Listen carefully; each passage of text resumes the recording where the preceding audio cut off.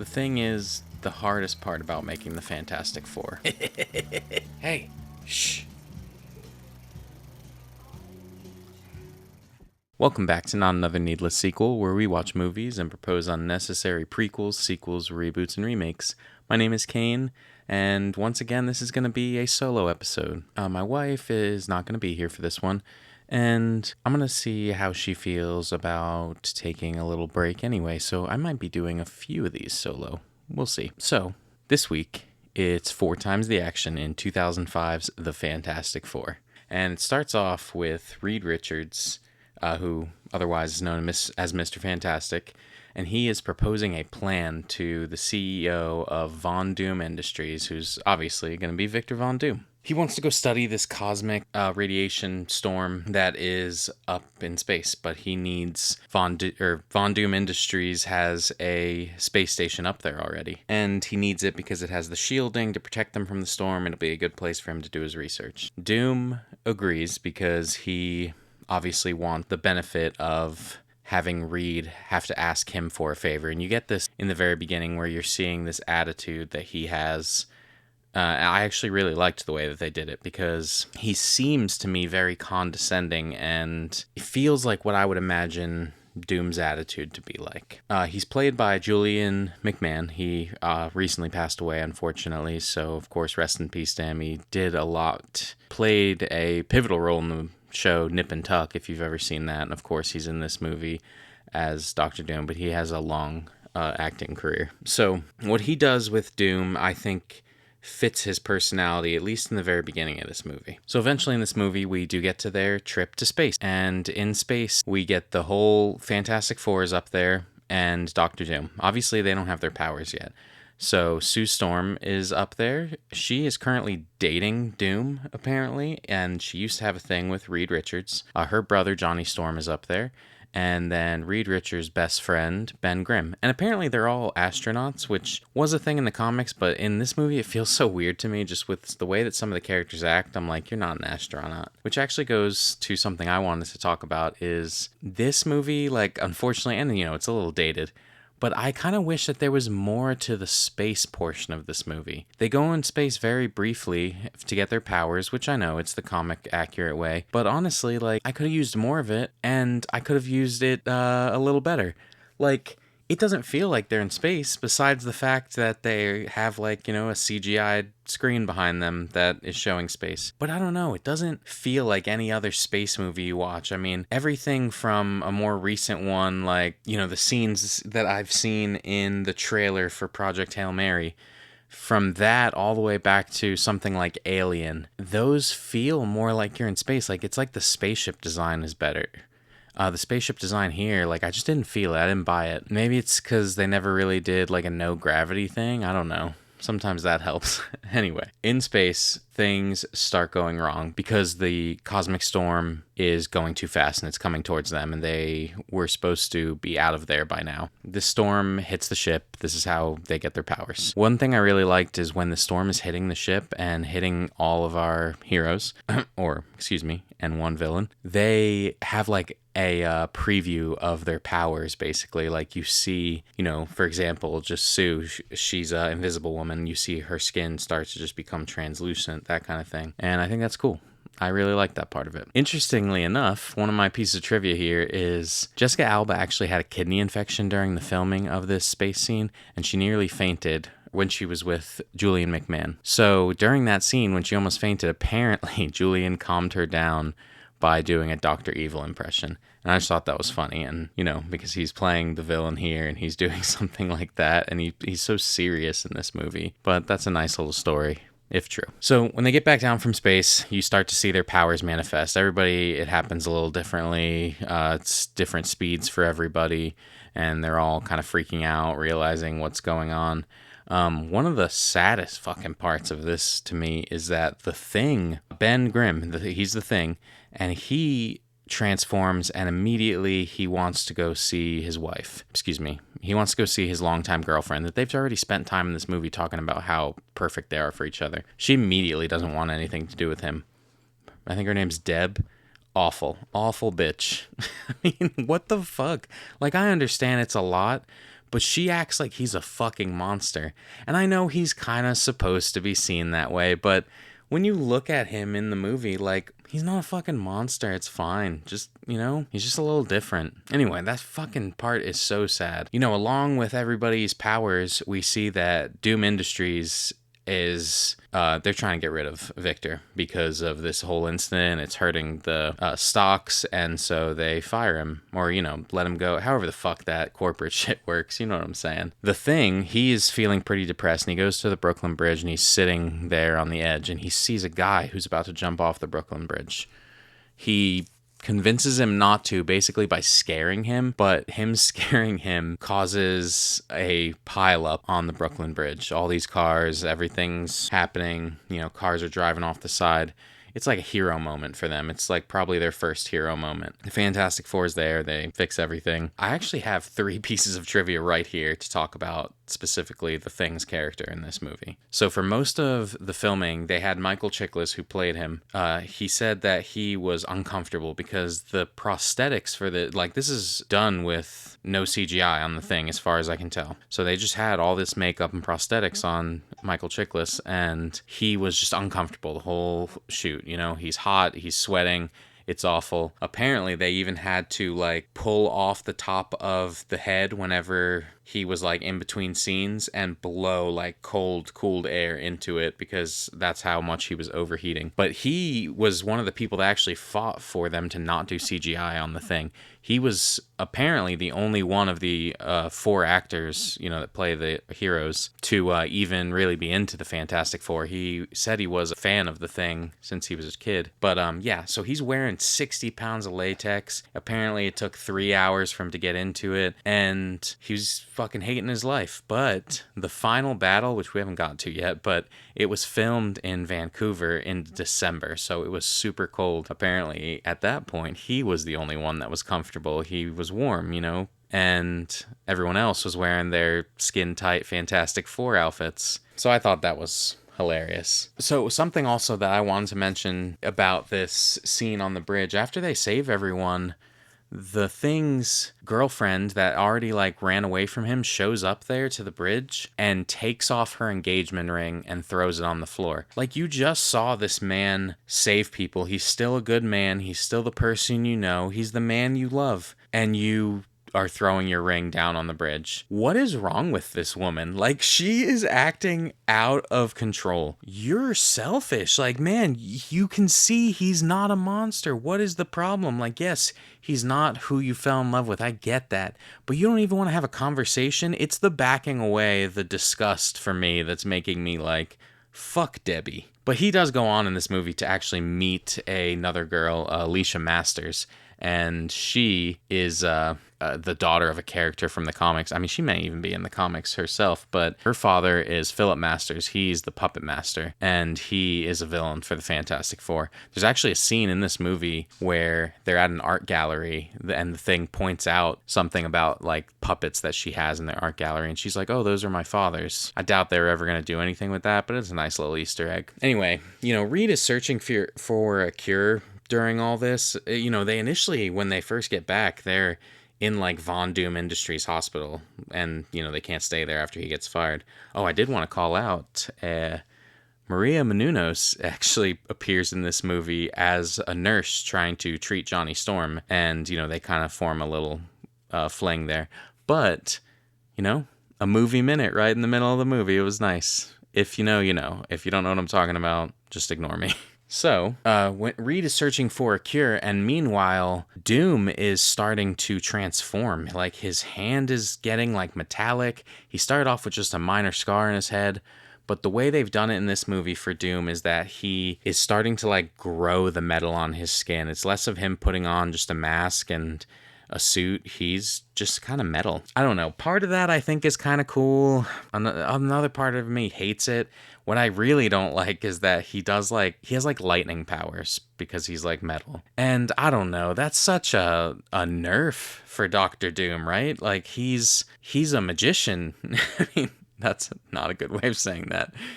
He's a fucking wizard in Marvel. He can do spells. He's very learned in magic and everything that I guess a human could possibly learn in that. And so, to just give him lightning powers is so fucking rude.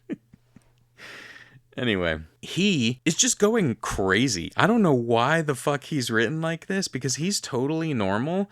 And then he goes to the doctor, and the doctor's like, wow, this is pretty crazy. I don't really know what's going on with you. I think we have to report this to the CDC to make sure it's not going to spread. And Victor's like, fuck that. And he just kills this doctor. And it doesn't act like it's his first murder. So I'm like, have you been murdering people? You didn't seem like that kind of evil until now. I mean, hell, I don't know. I guess in the space station, he tries to lock Johnny and Ben out of the airlock because they're not going to make it back in time. And he's just like, fuck them. I don't care. Watch me leave him out there. But still. So he kills this doctor, and then he goes and he kills the board member that kicked him off the company or out of the company. And then he's like, now it's my turn to kill the Fantastic Four. But I have to get rid of the Thing first. And so he starts like manipulating the Thing to believe that Reed, Mr. Fantastic, does not care about curing them, and he just wants to hang out with Sue. And then it kind of looks that way because he has a moment where Sue and him are like bonding because he's fucking working nonstop. He's falling asleep trying to solve this. He is trying. This leads to Doom actually listening in on what Reed's answer is to the situation. He builds the machine at his place, and then he tells the Thing, hey, I can fix you. I'm the one that's going to save you here. I've actually been working on this, blah, blah, blah. Turning the Thing back human, which is the one thing he wants. Now that he's human, fuck him. He smacks him around. Doom smacks him around and leaves. He's going to go kill fucking Reed. And again, I'm like, why are you doing this? You're mad because Reed got a calculation wrong in space? And like, I get he's vain and stuff, and he cares about his look. But the way that they wrote him in this just feels so weird. And if you recall, I started off saying I really liked his attitude in the beginning. He did feel like, I know I'm superior to Reed Richards, and like, I want the world to see it. That feels like a Doom attitude. Going forward, it just feels like he's not being logical, he's just evil. And I always think of Doom as more logical than evil. He is evil, don't get me wrong. But like, he has reasons, if that makes any sense. With the Thing out of the way, Doom picks up a rocket launcher and shoots it at Johnny from across the building. They're in like, competing buildings. Doom is in fucking Doom Industries Tower or whatever, and they're in the Baxter building, which is, headquarters from the comics. So Johnny's busy running away from a missile. I actually do like this part. I think it's cool, and it is reminiscent of things that have happened in the comics of him trying to outrun this missile, and he shoots a garbage barge with fire to light it up to have the missile hit there. I don't think that would have worked personally, if I'm honest, but whatever. It was cool. I don't think it would have worked because it shows throughout the movie how hot Johnny is. Like, his temperature is constantly burning uncomfortably high, even when he's not lit up. He is hotter than whatever little fire he just caused, He thinks he's done.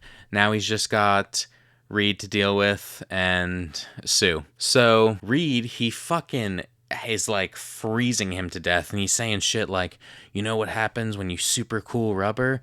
And then he like breaks his finger, which is kind of funny because, not the finger breaking part, moments before that, the way he captures Reed is he blasts him with lightning, his lightning powers. And he says, you know what happens when you superheat rubber? And then he says again, like I just said, you know what happens when you super cool rubber? Like, okay, we get it, dude. Like, oh, Mr. Fantastic is rubber. Like, come up with a new fucking joke. I don't know.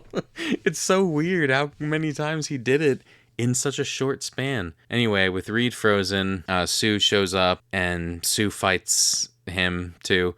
Something I do like about Sue in this movie is she's constantly talking shit to people. Like, she doesn't give a fuck. She's got a very sassy attitude, and I like it. Like, there's a moment where Doom's like, oh, Sue, let's not fight, like in a condescending way because they had a relationship early in the movie. And she goes, no, let's, and just blast that motherfucker with one of her walls, you know how her power works. So do I. I'm a comic fan. Anyway, they have, like, this leads directly into the final battle with Doom. Eventually, they all get him outside. The Thing, he uses the machine to turn himself back into the Thing instead of human, and he comes to fight him. It's kind of cool because he just straight up goes out a window with Doom. Like, he throws Doom into the wall or punches him into the wall, and in turn, Doom takes him out the window, and they're just falling through buildings, like fighting each other.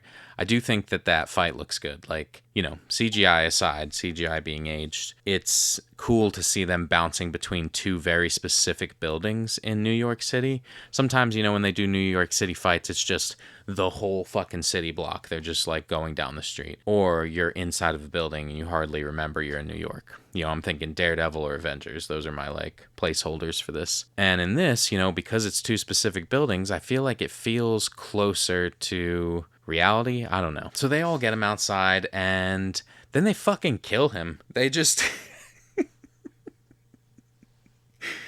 they have Johnny go supernova hot, which they said is hotter than the sun, and he is going in a circle around Doom, creating like a fire tornado around him. Meanwhile, Sue is using her invisible powers to make a barrier around the fire and keep it all contained in there on Doom. And then right after that, they pull off of him and he's fucking still alive, of course. Somehow he survived this fire. And he's like, "Is that all you got?" Or whatever the fuck he says. I don't know. Something dumb, And Reed hits him with the old, "You know what happens when you super cool, superheated metal?" And I'm like, oh, you got him, because he kept saying that fucking joke earlier, and, it was fucking with you just like it was fucking with me, so you had to bring it back on him. And then they hit him with water, and it, like, has a chemical reaction of some, or a reaction of some sort, and freezes him solid.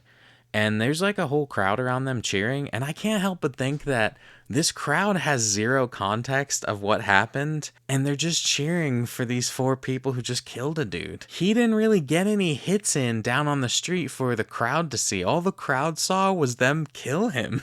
Like, that's crazy, right? Think about it. Go fucking watch this movie. If you do nothing else, watch the ending of this movie and tell me that that's not a really fucking weird way that they handled four people killing a CEO. Well, not when I put it that way. This movie ends with an epilogue, and it's basically like Doom is being transported to Latveria, his home country, and the rest of them are gonna be the Fantastic Four basically as a job. Sue and Reed are together. Ben is with his new girlfriend Alicia, and Johnny is, being Johnny. He's flying in the sky, creating a four. He's being a hot shot, that kind of thing. I did mention it sort of earlier, but I do want to end with this piece of trivia here. This is not the first Fantastic Four movie. Another one was actually made in 1994. It was never released, and apparently it was never even intended to be released. It was only made so the company could keep the rights to the movie.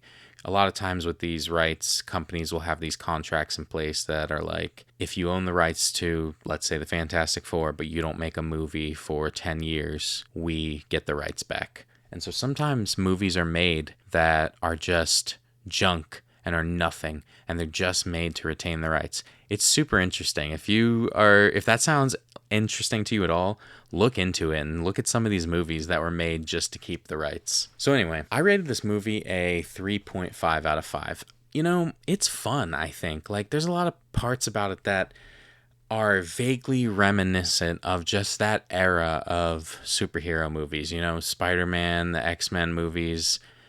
And I like that. I really like the feel of it. Obviously, some of the things don't hold up. They're just too cheesy. They don't look that great. Like, the CGI doesn't look that great. The Thing is one of the best looking things about this movie because of the real prosthetics. But, overall, I still think it was a fun time. So 3.5 out of 5, a little over middle. So the budget for this movie was between 87.5 million and 100 million. But it walked out of the box office with 333.5 million, which is not too bad. However, on Rotten Tomatoes, this film has an approval rating of 27%, and that's based on 212 reviews with an average rating of 4.6 out of 10. So, fucking wild. It was not received well. I mean, like I said, I had my criticisms, but Jesus. So, normally, obviously, I have my co-host here to kind of play this game with me, but I'm just going to present this question to the group here, and I'll also give my answers. What if we built a Fantastic Four team, but we had to choose different characters that have similar powers or at least can do some of the same things? So let's say for Reed Richards, Mr. Fantastic, You know, his power is he's stretchy rubber, that kind of thing. Obviously, he's a genius as well, but that's not really his power. That was already him. So, with Reed Richards, here are your options to replace him. Plastic Man from the DC Universe, Elastigirl, The Incredibles, and Jake the Dog, Adventure Time. Invisible Woman, Sue Storm. You can replace her with Violet Parr from The Incredibles, Miles Morales, Marvel, or Martian Manhunter, DC. For the Human Torch, Johnny Storm, we can replace him with Ghost Rider, Marvel, Scorpion, Mortal Kombat, or Flame Princess, Adventure Time. And last, The Thing, you can replace him with Luke Cage, Marvel, Red Riot, My Hero Academia, or Doomsday, DC. For Reed Richards, I am taking Jake the Dog. I think he is wise on top of being stretchy.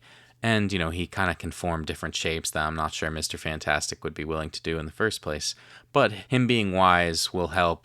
Invisible Woman, this one's a dumb one because the characters that I've picked. I'm obviously replacing her with Miles Morales. He is way fucking overpowered for this crew. Human Torch, I think I want to say Ghost Rider. Scorpion would be a cool answer, but I'm going to go Ghost Rider. You know, he's got a lot more going on than just fire, so it's kind of, again, overpowered. And then for The Thing, I'll do Red Riot. I just think he's neat. And if you chose Doomsday to replace The Thing, trick answer, and Doomsday kills your whole squad, and you lose. So, this movie was followed up with a direct sequel, Fantastic Four: Rise of the Silver Surfer, and eventually there was a reboot as well. And this Friday, of course, we're getting the first family for MCU. But if I was to do a sequel to this movie, here is what I would have went with. I'm calling it Fantastic Four: Annihilation. Many years after the first film, the Fantastic Four have been through it all. Victor Von Doom lords over Latveria and hates Reed Richards more than ever. But every clash with him over the years has driven Reed further and further into his guilt. After Sue announces she is pregnant, Reed decides that before his child joins this world, he must correct his greatest failure, Victor Von Doom. Reed and Sue return to the lab to research the cosmic storm from years ago. Eventually they head back to space. Ben and Johnny argue against this plan, but stick with their family. This trip leads to the discovery of antiparticles and eventually the negative zone. However, they find the negative zone is inhabited by a creature calling itself Annihilus. They fight back and have to retreat as they are chased by Annihilus and his armies. Upon returning to Earth, they share the news with the world of this looming threat. Most don't take them seriously as they prepare and search for answers to close the negative zone. They plan to attempt to steal the device they saw Annihilus using, known as the Cosmic Control Rod, to power a weapon Reed is working on to shut the negative zone forever. They wait for his arrival, having done all they can, but when Annihilus arrives, he brings with him a huge army, and the four are quickly overwhelmed. I'm obviously thinking like Avengers style with the Chitauri coming down for that scene. Anyway, Victor Von Doom arrives in New York City to fight the threat, leading his own equal army of Doombots. Hesitant to accept his help, the four use this distraction to take on Annihilus directly and complete their plan. Upon defeating him, they are able to close the negative zone, but not before Doom betrays them, stealing the Cosmic Control Rod and closing the negative zone himself. As he takes the glory and retreats to Latveria, the four wonder if they made the right decision. And that's that. Thank you so much for listening. I do so much appreciate it. If you want to talk movies with us, you can find us on TikTok, Instagram, Letterboxd, Threads, and Blue Sky. We are NansPod everywhere. NansPod? I have to do it. It's in my head, you know. Maybe I should just take a voice clip of her from the other episodes and put it in. If you want to give me your thoughts on my sequel, you can come by our YouTube channel for the polls, or you can let us know your idea across our socials or at needlesssequel@gmail.com. Links, as always, will be wherever you are listening. And if I could ask you for one thing, it's to share a show with someone and leave us a review. That is how we get new listeners. And of course, I also ask that you come back for more Needless Sequels. Next week, we are watching The Naked Gun to prepare for Liam Neeson's Naked Gun. Anyway, take care of yourselves, everyone. We will see you next week.